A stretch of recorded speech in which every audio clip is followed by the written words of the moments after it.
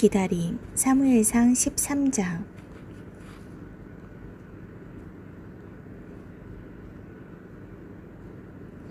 사울이 이스라엘을 다스린 지 2년이 되어가는 시점에 이릅니다. 사울이 길르앗 야베스 전투에서 암몬 족속을 보기 좋게 무찌른 것으로 절대적인 지지를 받으며 왕이 되었는데, 그 이후 2년 동안 사울은 자기에게 모여든 군사들을 정비하고 재배치하여 점점 국방력을 키워갔을 것입니다. 당시 이스라엘의 시대적 배경은 블레셋의 많은 부분 종속되어 있었고, 특별히 군사적으로 절대적 열세에 있었습니다.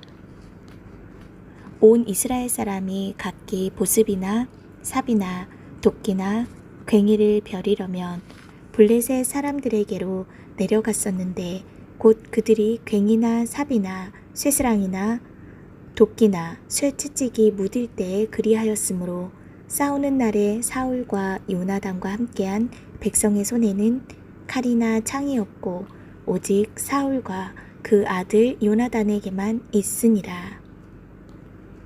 철기 문화가 발달해 있었던 당시 이스라엘이 철제 무기를 만들려면 블레셋의 기술력을 의존해야 했기 때문에 블레셋의 허락 없이 함부로 무기를 제조할 수 없었고, 오직 사울과 요나단 두 사람만 칼과 창을 소유하고 있을 뿐이었습니다. 그래서 사울은 블레셋으로부터 독립하여 스스로 철제 무기도 만들면서 군사력을 강화하고 싶었을 것입니다. 요나단의 군대가 게바에서 블레셋 수비대를 공격하므로 드디어 올 것이 왔습니다. 블레셋과의 정면 충돌이 불가피한 상황에서 사울은 큰맘 먹고 이스라엘 백성들을 소집하여 블레셋과 싸울 준비를 합니다. 너는 나보다 앞서 길가로 내려가라. 내가 내게로 내려가서 범죄와 화목제를 드리리니 내가 내게 가서 너의 행할 것을 가르칠 때까지 7일을 기다리라.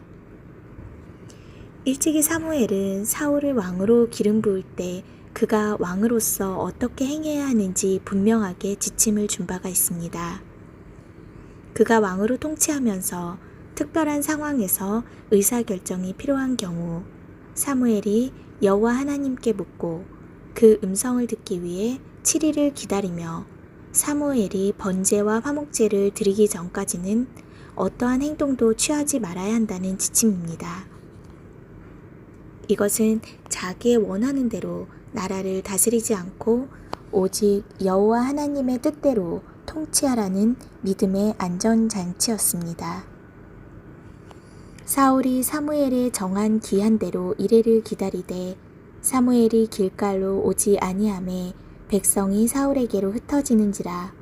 사울이 가로되 번제와 화목제물을 이리로 가져오라 하여 번제를 드렸더니, 그러나 사울은 블레셋과의 전투를 앞둔 특별한 상황에서 여호와의 말씀을 들고 오는 사무엘을 끝까지 기다리지 못하고 결국 조급함과 두려움 때문에 자신이 번제를 드림으로 사무엘의 제사장직을 수행하는 월권 행위를 하고 맙니다.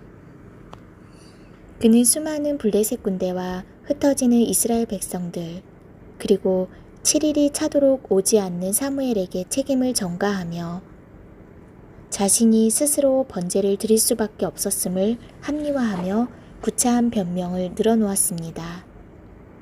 이후 사울 왕은 점점 하나님을 떠나 끊임없는 불순종과 교만으로 치닫는 삶을 살다가 결국 왕권을 잃어버리고 너무나 비참한 최후를 맞이하게 됩니다.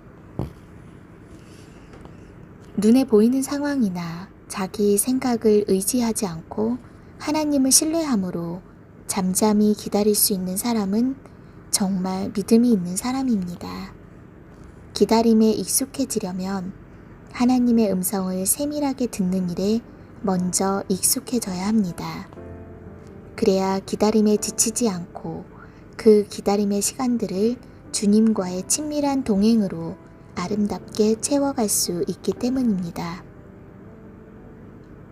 나의 영혼아 잠잠히 하나님만 바라라. 대저 나의 소망이 저로 쫓아 나는도다.